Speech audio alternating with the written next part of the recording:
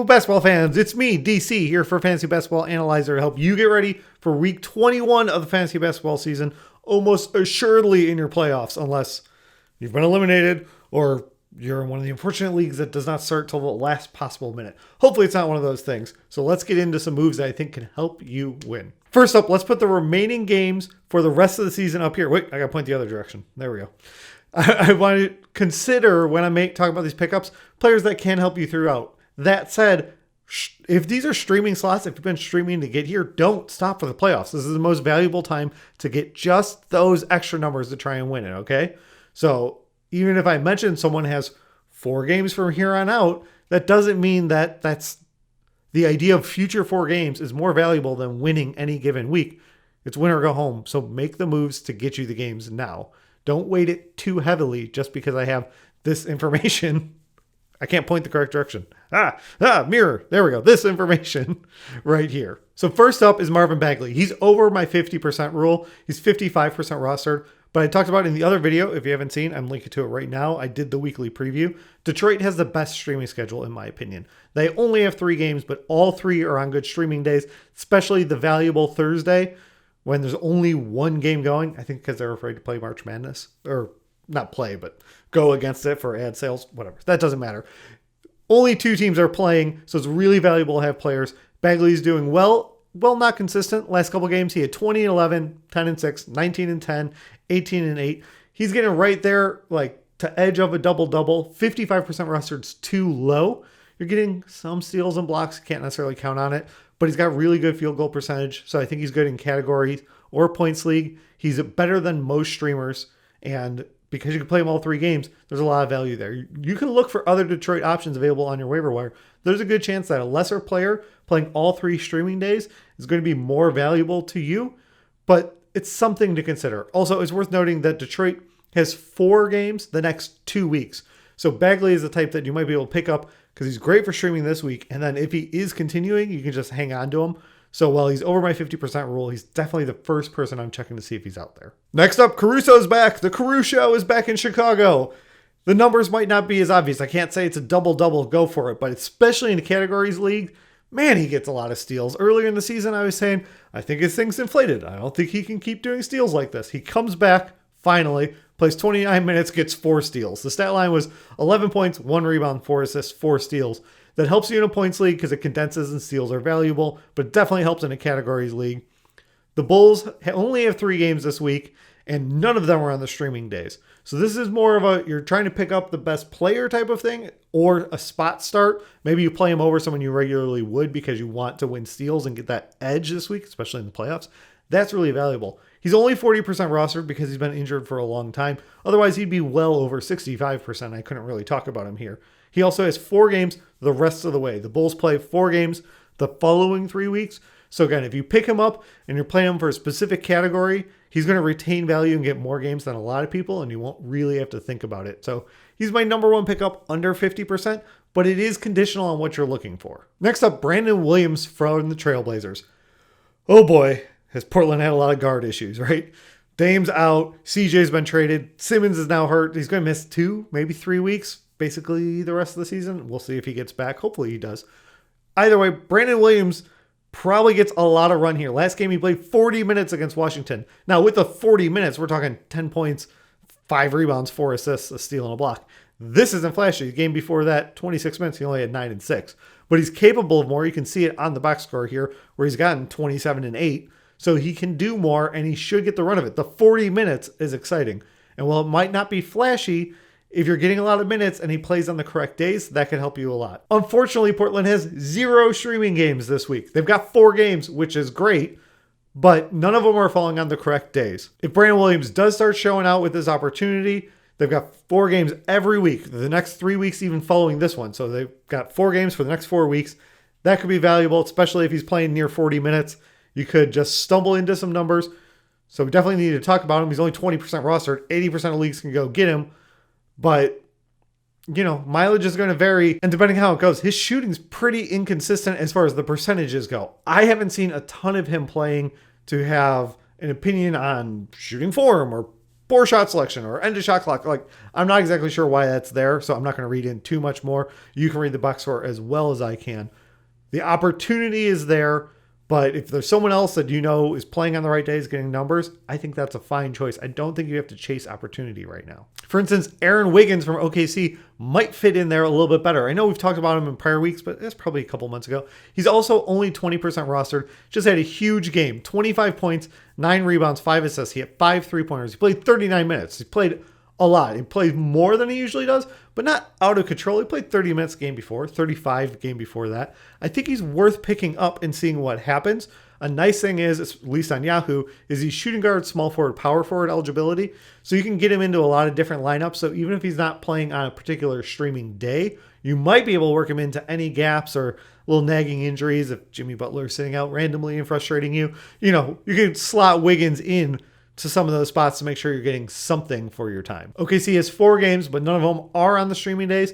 And so that does come into factor when I'm making this judgment. All right, we got to talk about Alfred Sengun because I'm not an internet fantasy basketball analyst if we don't talk about Sengun like every week. I don't really bring it up every week, but that's intentional. Man, I was watching this week and he had 13-8, played 30 minutes. The next game he had 21-14, 2 steals, 2 blocks. He played 40 minutes. I was like, yep, I'm going to bring him up. Maybe you should grab him. So things to note, Houston's got 4 games all the rest of the way. Let me double check that. I'm looking down and off the screen. Taking longer than I meant to. That's not true.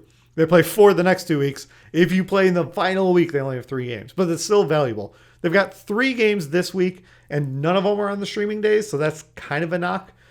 But on the upside, it's a little bit later. They don't play till Wednesday, so maybe you can wait to pick him up.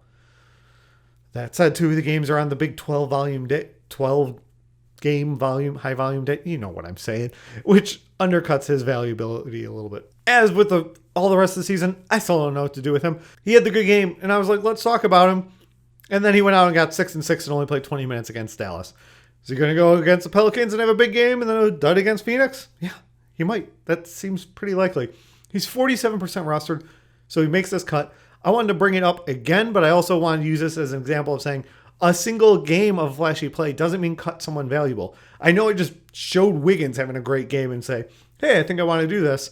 And now inversely, I'm saying, look, this can't happen. Look at Sengun's box score. Great game. And I was like, okay, I think we got to give in. Goes back down. The important part here, the lesson is, it's worth taking a shot on someone and having them explode. And that's great. But it only helps if they're playing on your team. So if you're in a daily change league and streaming, I'm going for that. If I'm in a weekly locks league, I think I'm going to go for a little more consistency or err on the side of getting 4 games. If you're in a weekly locks league, you don't care about streaming. So Sengun's out there in about half of leagues. Roll the dice because you don't know what you're going to get.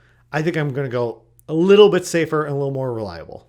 I should say, I'm not trying to take anything away from the talent of this young man. Like, he's an exciting basketball player. I would love to have him dynasty and stuff, but I'm trying to help people win the playoffs right now. I think he has a bright future. I think this draft class, which for like a couple of years was kind of crapped on, like leading up to the draft, I think it's going to be amazing. Like, it's possible there are no misses. It's too soon to say anyway, but like we might have a lot of contributors. So don't take any of my like naysaying about the fantasy value of this guy to be like an opinion or a hater.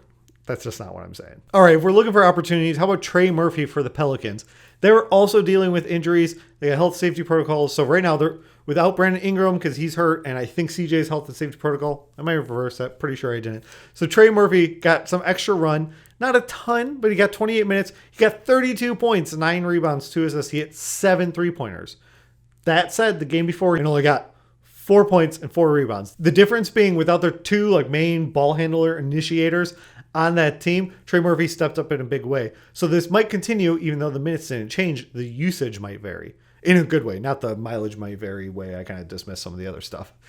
Trey Murphy's got only 3 games this week, one of them on a streaming day, but that first one is on Tuesday. So if you pick him up now and see what happens, he's playing on the 13th today, Sunday, as I record this, against Houston. I'm expecting he might have a good game here that might get people a little overly excited. Right now, as of recording, I'm seeing 7% rostered. The screenshot says like 6%. I think that might jump up. We're talking 25 to 30, depending on what he does tonight.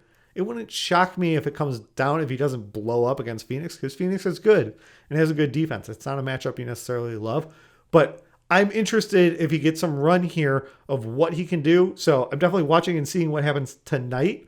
Tempering expectations because of the competition.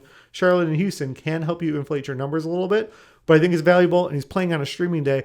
I'd be happy picking him up for the start of the week and seeing what happens. Those are the main 6 names I have here. There's a couple honorable mentions I'll throw out really quick. Goga Bitadze is playing again for Indiana, and it seems I can't make a waiver video without talking about a big from Indiana. So he's 12% rostered. He got 10-7 before they got 15-9. Before that, he got 20-6. Indiana has 3 games, only 1 streaming day, but it is early. It's a Tuesday. By early, I mean early in the week. So if you want to pick up Goga, try and get some big man stats. I mean, the last game he got 4 blocks. I wouldn't count on that. But if you get that early in the week, that can really help in your playoff matchup. And 12% rostered, he's widely available. I'd give him a shot if you're looking for those specific numbers and some of the other guys aren't out there to get you big man numbers. On the other end of the schedule, how about Austin Reeves for the Lakers? He's playing pretty well. Nothing flashy, but he's got 4 games this week, and he's got a streaming day later on, next Saturday. So you could probably wait a little bit. He's only 7% rostered, but let's just look at the box score last few games. 12-5, 17-4, 10-5, but he's getting you some assists. There's some steals and blocks worked in there. That's nice. You play him at shooting guard, play him on the waiver day. Think about him for later in the week. If you are in a weekly locks league and you need a guy for 4 games, that's fine. I don't think this is going to be anything to write home about, but I think he's exactly the type of solid player putting up consistent-ish numbers that aren't flashy that can help you win a matchup. So I'm considering him for later in the week. Plus, he gave us this great GIF that if you're on NBA Twitter at all, you've seen a bunch, and it's just a lot of fun. So let's give him a little shine. That said, if Reeves isn't there, you could look at Rui Hachimura for Washington. Similar schedule, 4 games, 1 on the streaming day for Saturday towards the end of the week. It's not going to be all that different. Still widely available. I've got him down here at 16% rostered.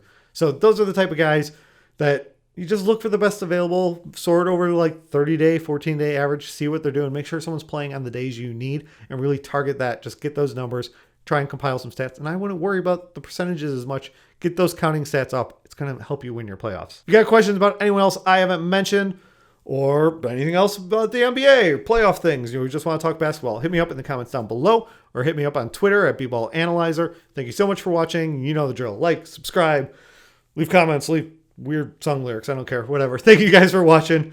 Good luck in your fantasy matchups. And whether it works out or not, try and be zen about it and go out and win your week. Thank you so much for watching. If you've made it this far, please hit the like button and leave a comment down below. It helps me grow the channel. If you want more videos like this, hit subscribe or even the little bell will give you alerts. And I'll be back soon with another video for you.